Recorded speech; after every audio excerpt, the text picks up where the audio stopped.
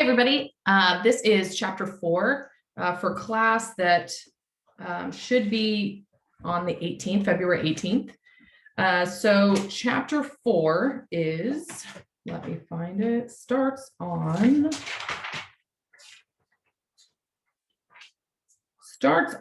page 93, and this covers common law, statutory law, and administrative law.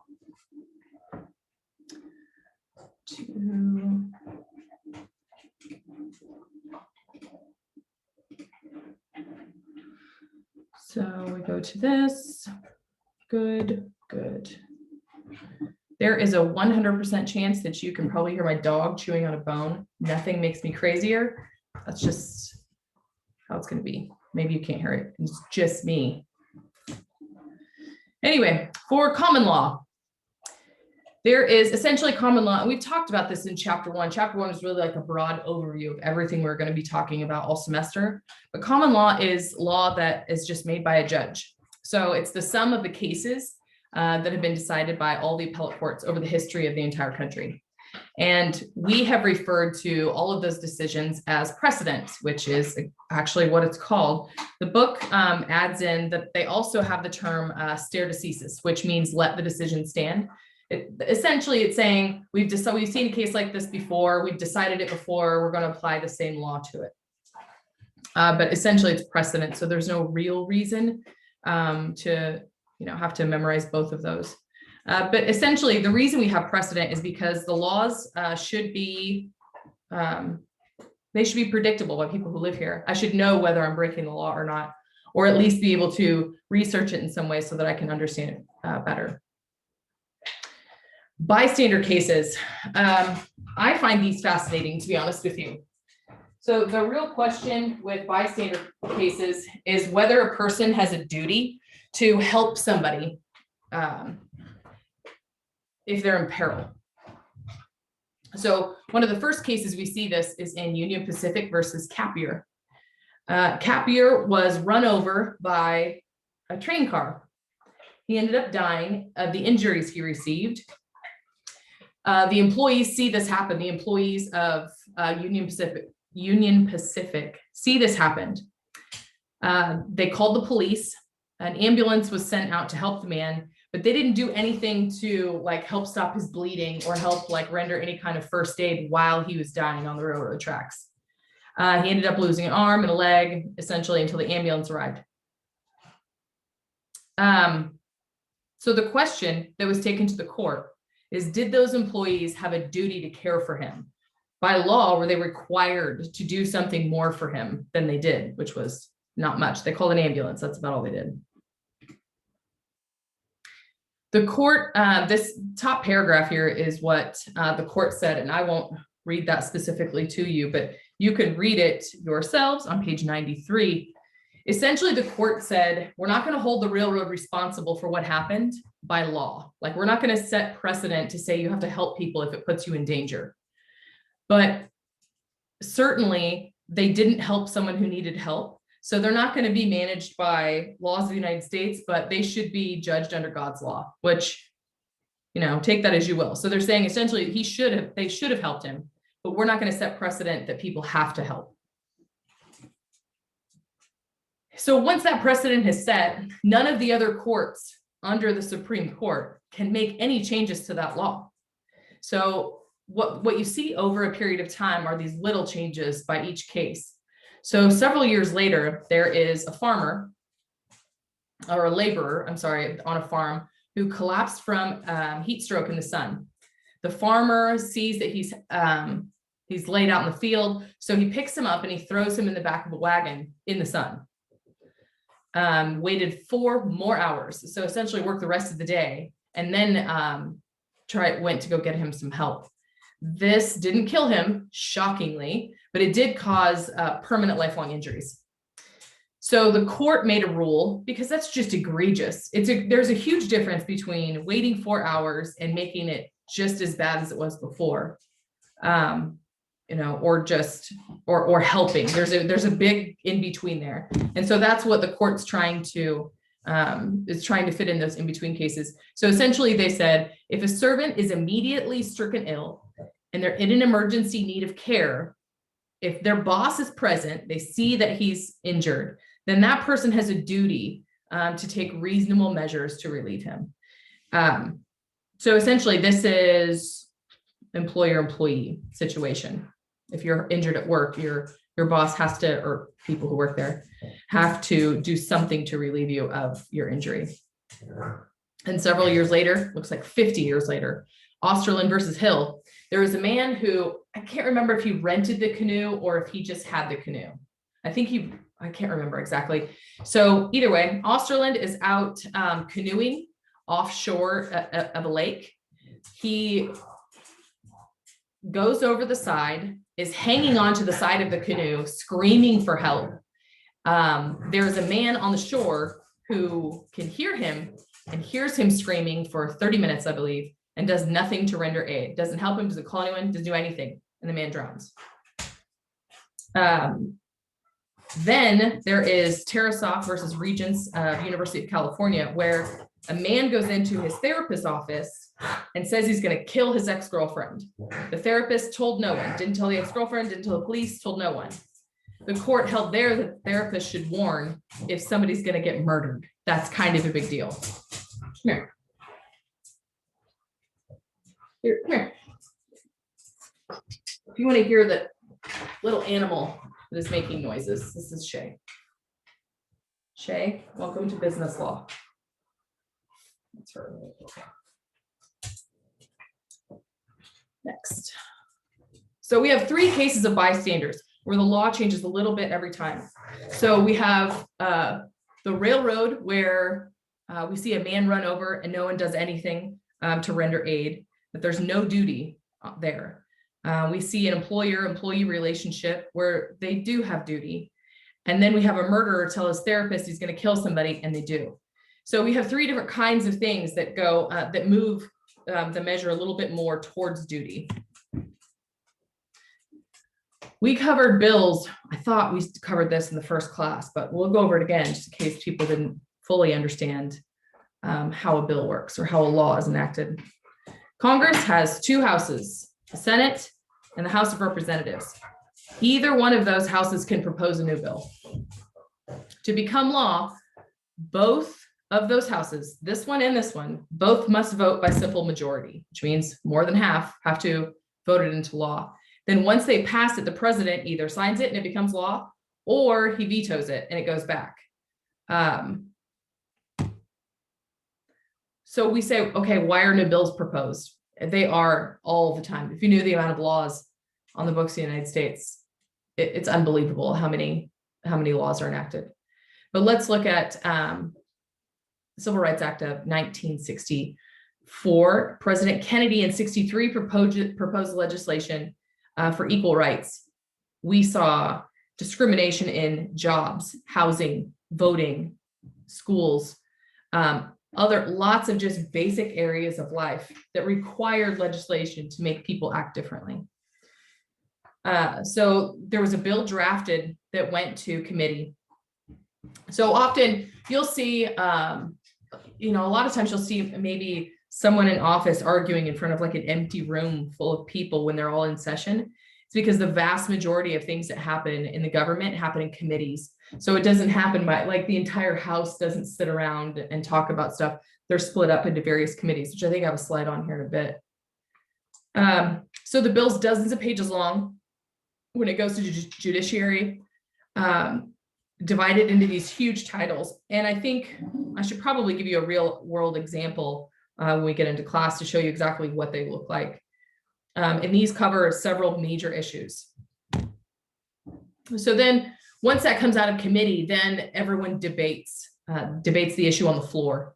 So on pages 98 and 99 of your textbook, both pages cover the debates that were done, and I did not include those in your slides.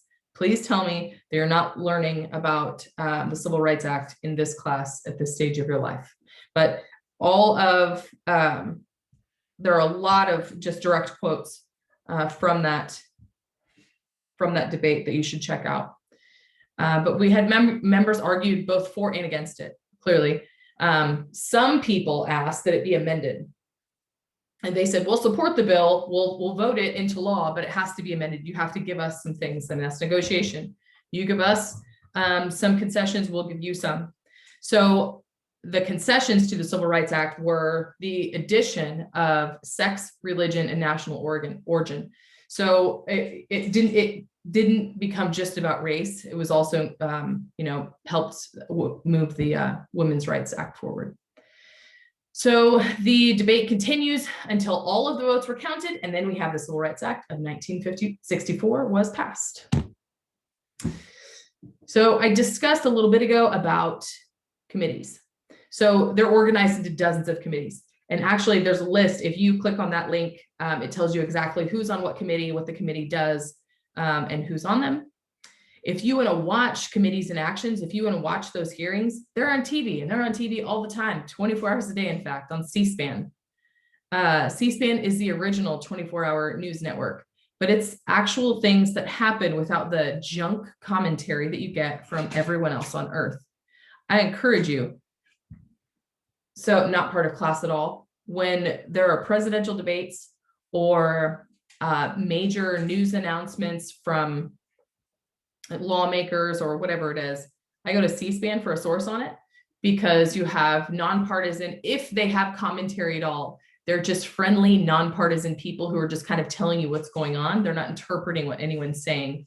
So then you don't have to watch the absolute poison and toxic junk that is cable news, because it's not news. It is just crap, and it's terrible, and it's ruining the country. But C-SPAN has always been the place to go for actual, just a videotaping of actually what's happening, and then you can interpret things for yourself. Speaking of interpretation, a lot of times our lawmakers will make statutes and people won't understand how to interpret them, because they won't speak to specific situations. They just say, you can't kill anybody, or whatever. And then, does that really mean everyone all the time? So then the courts have to end up interpreting those things in any given case. And that's obviously how we get statutory interpretation through the courts. So the court will look at the plain meaning, like here are the words in the rule, and we'll tell you what we think that means. That's the plain meaning rule. Then there's the legislative history and intent. I think, honestly, I don't think you see a lot of, but it's when they go back and they read the transcripts from the committee hearings and, debates, things like that. And they look at all of the evidence and the stuff that legislators looked at when they enacted the statute in the first place. And then finally, they look at public policy. So if we have an overall public policy in the United States to reduce crime or create equal opportunities for jobs, things like that, they're going to lean on public policy a little bit better than they will maybe some of the intent of the statute. There's one last way that Congress can pass a bill, even if the president vetoes it. And that's if they can get a 2/3 majority to vote in favor of the bill when it's back in Congress. So which is tough to do, but it's possible if it's well favored by everyone except the president. Administrative law. So if you remember the last time you were ever on a plane and they go through the entire list of things, put on your mask when it pops down, use your life vest, fasten your seatbelt, all of that stuff. There's not a senator that sat down and wrote what somebody has to say on an airplane. It's not how that works. All those things are managed by the FAA, or the Federal Aviation Commission administration.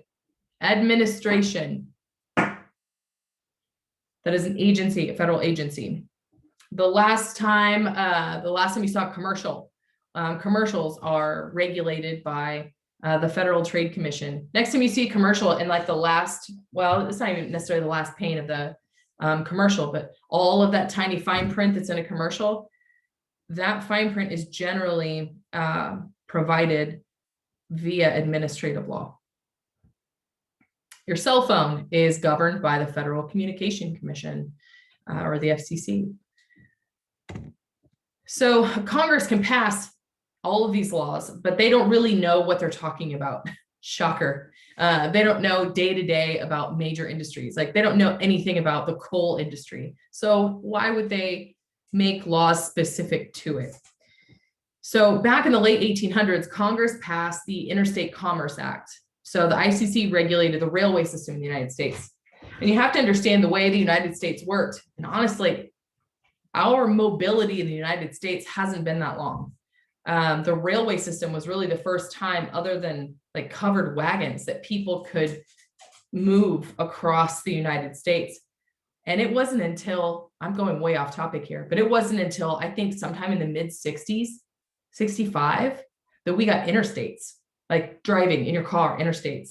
Until then, there was like no speed limit. There were these little 2-lane highways everywhere.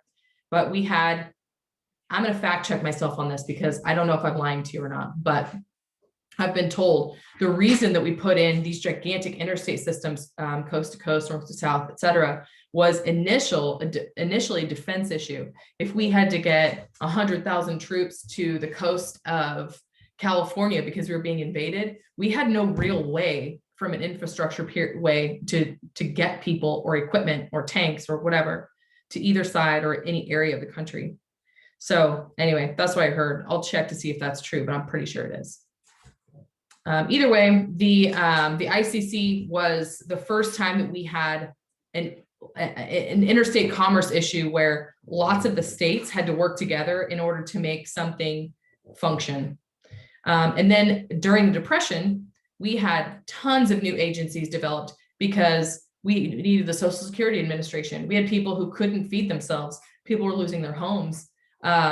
We needed people to get job training. There were just loads of need for agencies to be split up amongst these people. Do you need to sit up here? Here.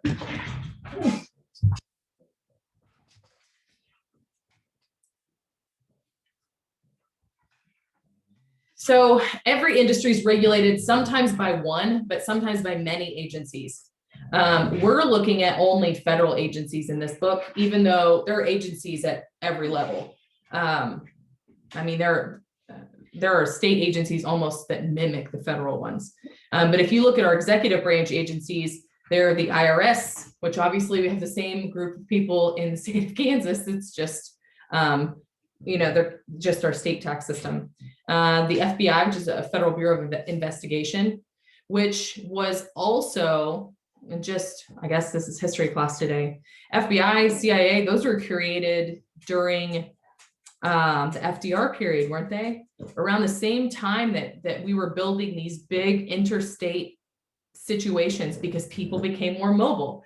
A person could rob a bank in Colorado and then the next day rob a bank in Missouri, where 20 years before that would have been, it would have been near impossible to do.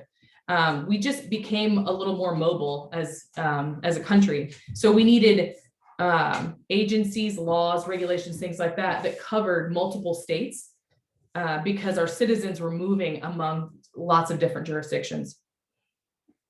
So then you have completely independent agencies that are like the Federal Communication Commission, the Federal Trade Commission, Securities and Exchange, things like that. They're just completely independent from everybody. They're not executive, in other words. So Congress creates these, and it's arguable that agencies have far too much power. So a voter can't vote for, the chairman of the Federal Trade Commission. I mean, most people don't even know who it is. The voters have no access to, like, nobody even knows who, well, I'm not going to say nobody knows. Your average person doesn't know who runs the EPA. So they can't vote them out of office in 4 years. They just have to, let them do as they please. Courts do see this as a problem. Obviously, it is a problem. But we also have a really complex way of living. We have a complex economy. We have a very big, complex country. And agencies are just completely intertwined in that. So courts do understand it, and they are kind of a necessary thing to continue to have. So courts uphold their powers because of that. So their powers are obviously rulemaking, and when they make a rule, the word is called promulgate. They promulgate a new rule. They promulgate two types of rules: legislative and interpretive. Legislative, they're probably most similar to statutes, and that's probably what most people think of when they think of agency rules.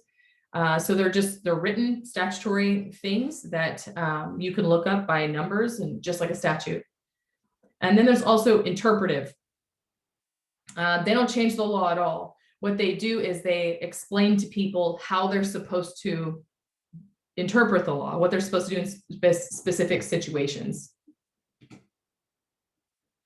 So there's two ways that those rules are made. There's informally, which is how I've seen it. Honestly, I've seen this quite a bit just in the nature of what I do for a living, where they say, we're going to have, here's an official notice for comment on the laws that, we're proposing the following changes be made. And then they'll say, here's what we think the rule should be. And then they let the public comment on it, just like Facebook. You just send in a comment and you say, I disagree with this section because it could be misinterpreted to mean whatever. And then after a comment period, which sometimes could be years, comment periods can go on forever. They'll make their final rule after people have made their comments and help them understand the rules that they're making a little bit better. And then there's formal rulemaking, which sometimes can require a hearing. Opponents can cross-examine people. It's a big deal. The peanut butter case is an example of formal rulemaking. So it's also an example of how people manipulate situations also. So the FDA, the Food and Drug Administration, they were investigating the contents of peanut butter, which you would think, you can't just snort the whole time, Shay, which you would think would just be peanuts, but it is not. It was 75% peanuts and 25% some kind of Crisco base, whatever that means. So the FDA proposes a rule that peanut butter has to be 90% peanuts. Procter & Gamble, the owners of Jif, they said, nope, we want 87%. So hearings for this went on for months. They had objections, delays. The objections, delays, all of the studies, all of the things that they did for the formal rulemaking went on for 10 years. So the FDA promulgated the rule that peanut butter must be 90% peanuts 10 years after the initial investigation. Now, this also happened in the 60s. So I don't want you to think that peanut butter wasn't peanut butter like last year. It was a long time ago. But cigarettes happened very recently. So should the FDA have the right to require cigarette companies to put those gross images of like a dead body or whatever on packages of cigarettes? That's the question. In the case called RJ Reynolds versus FDA, here are the facts of that case. The Smoking Prevention Act instructed the FDA to require cigarette packages to contain images of consequences of smoking. So they had all the hearings. The FDA promulgated a rule that all packages of cigarettes have to have images that show disgusting things on them. I don't know if anyone's ever seen these before. I've seen a couple. I'll try to find an example for class, but they're pretty disgusting. And then a huge thing on it says, warning, smoking causes cancer. So clearly tobacco companies filed a lawsuit claiming that this requirement violated the First Amendment. So the question here is, should the FDA be able to compel or force tobacco companies to put graphic, disgusting images on their products? So, in class we'll discuss this, but think about what your arguments would be for the FDA, and then what your arguments would be for the tobacco company. And then did the FDA somehow violate the tobacco company's First Amendment right of free speech? Let me help you understand that a little bit, because I think people think free speech means I can say whatever I want. But it also means that the government can't force you to say something or believe something or imply that you agree with something that you inherently do not. That is also a violation of free speech.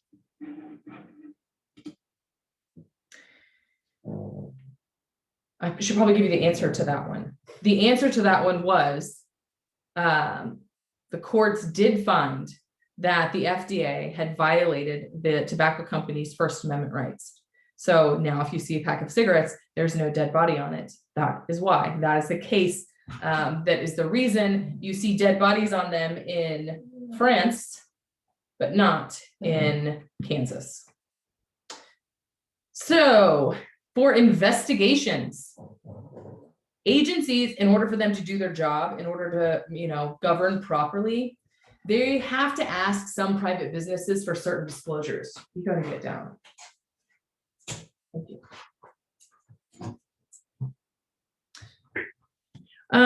So some companies will just go ahead and do that. They're just going to go ahead and work with the FDA or whoever it might be, so that they can propose new rules. Other people are forced to, and they're forced to by subpoenas and searches. There's something called a subpoena ducis tecum, where it's a subpoena that says you need to come to court and you need to bring certain things with you, not just your own testimony. There are limits on those things. The information that they're seeking has to be lawful, like relevant to a lawful investigation. They can't just ask you for anything for no reason. It can't be unduly burdensome. It can't be far too difficult for you to produce all of those things if they're asking you to. And the information can't be privileged. So you'll hear a lot of people in hearings, if you watch a lot of congressional hearings, which I'm positive none of you do. But if you do in the future, you'll see a number of bank presidents, owners of large companies, credit card CEOs, insurance company executives. They'll be asked a question by Congress and they will say, I'd like to invoke my Fifth Amendment right against self-incrimination. You do not have to provide the government with information that may be harmful to you. Search and seizure. At times, an agency can just show up and wreck the place. Not really. They can search and they can take anything that they consider wrongdoing. But most people know this is a possibility. For example, a tiny example. Have you ever seen a cop walk into a bar, like a local bar, and they say, oh, we're just here to check for your license? Well, that's not exactly the same thing. And it's certainly not necessarily an agency specific thing.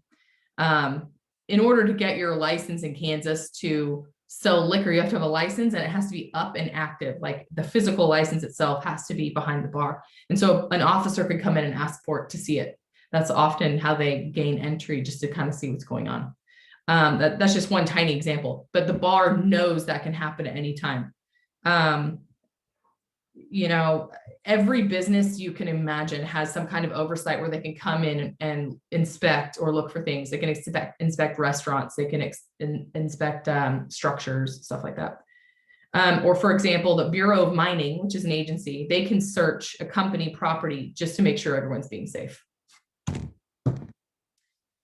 Adjudication means to hold a hearing and decide a matter, and that's what agencies do. They adjudicate issues.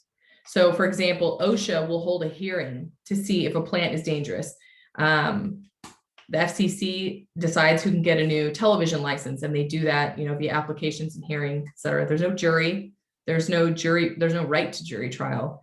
There's just an administrative law judge, and that judge takes all of the relevant evidence that the agency has procured, probably because of you, and then all of the evidence that that the business themselves has provided, and then they make a decision.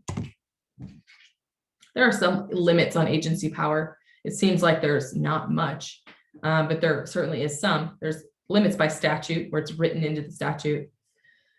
There's a lot of political control in agency. So a lot of people for an agency will just blame the president and say, it's your administration that's doing this. And that's how a lot of people can make change in agency, is simply by just voting for a different president. But so the president and Congress can also defund that agency. They can say, okay, well, we're so mad at what the EPA's done that we're just going to jerk all their funding for next year. So it's a thing, they can do that. And then Congress can also amend that power.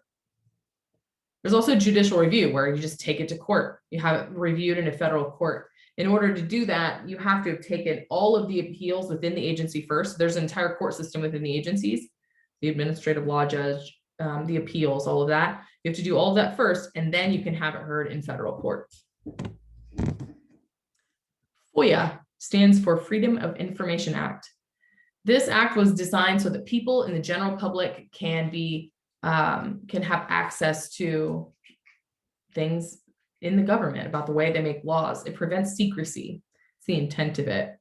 That means any everyday citizen can make a request to any government agency for things that they want to know about. So you can go request all the records about yourself that the FBI has, and they have to give them to you in a FOIA. Or the IRS or any of the alphabet places, the agencies, you can do a FOIA request. It doesn't apply to Congress. So you can't like send a Freedom of Information Act request to Congress and ask for certain things. It doesn't apply to federal courts or the executive staff of the White House. And you also can't get it about, you can't get information about local governments or private businesses, because people would misuse that like crazy. There are exemptions. So when you send a FOIA request to an agency, they have 10 days to get back to you. I have never heard of someone taking 10 days, because often they use the second part of this, which is, or at least make a good faith effort. There are 9 exemptions to FOIA. So 9 reasons that they will not give you stuff. There are some listed here. If it's a national security interest, they're not going to give you like where all the nuclear weapons located. Like that's not a thing. They're not going to tell you that. If they have a criminal investigation, they're not going to give that to you. So say the FBI has a criminal investigation open on you and you do a FOIA request for all of your personal information, they're going to say, no, we have a criminal investigation open on you, which, I mean, I guess if you want to find out if they do, you should do a FOIA request. They're not going to give you information about trade secrets, banks, or somebody's private life that clearly is not your own. You can only request your own information. So that's the last slide for chapter 4. Obviously, we'll have some questions about this in class. And then I don't have an assignment listed yet for this chapter. It's, I think the next, we have chapter 5's constitutional law.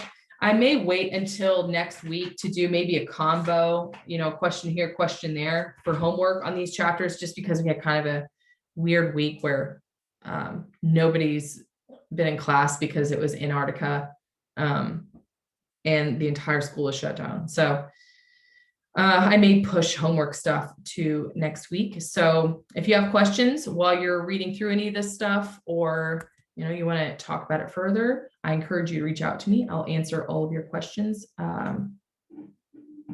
as best I can, and I will see you guys soon.